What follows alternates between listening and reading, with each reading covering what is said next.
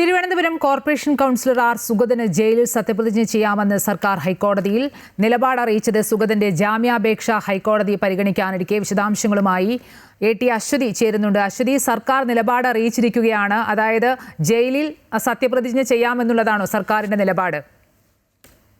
തീർച്ചയായിട്ടും ഇത്തരത്തിലുള്ള ഒരു നിലപാടാണ് സർക്കാർ കൈക്കൊണ്ടിരിക്കുന്നത്. ഇതിന്റെ അടിസ്ഥാനത്തിലായിരിക്കും ഇന്ന് ഹൈക്കോടതിയിൽ നിന്ന് തന്നെ ഒരു തീർപ്പ് ഈ കാര്യത്തിൽ ഉണ്ടാവുക. എന്തായാലും സർക്കാർ നിലപാട് അറിയിക്കണം എന്നാണ് ഹൈക്കോടതി നേരത്തെ തന്നെ ആവശ്യപ്പെട്ടിരുന്നത്.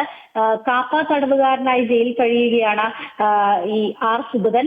അപ്പോൾ ജയിലിൽ വെച്ച് സത്യപ്രതിജ്ഞ ചെയ്യാൻ സാധിക്കുമോ എന്നാണ് കോടതി സർക്കാരിനോട് ചോദിച്ചത്. അതിലാണ് ഇപ്പോൾ സർക്കാർ നിലപാട് അറിയിച്ചിരിക്കുന്നത്. ഇന്ന് ഈ ഹർജി, സുഗതന്റെ ഹർജി പരിഗണിക്കാൻ ഇരിക്കുകയായിരുന്നു. എന്തായാലും ഇന്ന് ഹർജി പരിഗണിക്കുന്നതോടുകൂടി സർക്കാരിന്റെ ഈ നിലപാട് കൂടി കണക്കിലെടുത്തുകൊണ്ടായിരിക്കും ഹൈക്കോടതി ഇന്നൊരു തീരുമാനം പറയുക. അങ്ങനെയാണെങ്കിൽ സുഗതന് വിയ്യൂരിലാണ് നിലവിൽ സുഗതനുള്ളത്. വിയ്യൂർ സെൻട്രൽ ജയിലിൽ വെച്ച് സുഗതൻ സത്യപ്രതിജ്ഞ ചെയ്യും. അത് വളരെ ഇതുവരെ കാണാത്ത ഒരു കാര്യം തന്നെയായിരിക്കും. എന്തായാലും ഈ വിഷയത്തിൽ സുഗതനൊപ്പം മുൻപ് ഈ സത്യപ്രതിജ്ഞ റദ്ദാക്കിയിട്ടുള്ള മറ്റു ആളുകളെല്ലാം നേരത്തെ തന്നെ സത്യപ്രതിജ്ഞ ചെയ്തിരുന്നു. ഈ കാപ്പ തടവുകാരനായതുകൊണ്ടാണ് സുഗതനെ നിലവിൽ സത്യപ്രതിജ്ഞ ചെയ്യാൻ സാധിക്കാതിരുന്നത്. എന്തായാലും അങ്ങനെ സത്യപ്രതിജ്ഞ ചെയ്യുകയാണെങ്കിൽ അതിന്റെ മറ്റ് നിയമ പ്രശ്നങ്ങളൊക്കെ തന്നെ മാറുകയും ചെയ്യും.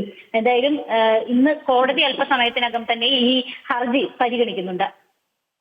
തിരുവനന്തപുരം കോർപ്പറേഷൻ കൗൺസിലർ ആർ സുഗതന് ജയിലിൽ സത്യപ്രതിജ്ഞ ചെയ്യാമെന്ന നിലപാട് സർക്കാർ ഹൈക്കോടതിയിൽ അറിയിച്ചിരിക്കുകയാണ്. നിലപാട് അറിയിച്ചത് സുഗതന്റെ ജാമ്യാപേക്ഷ ഹൈക്കോടതി ഇന്ന് പരിഗണിക്കാനിരിക്കെയാണ്.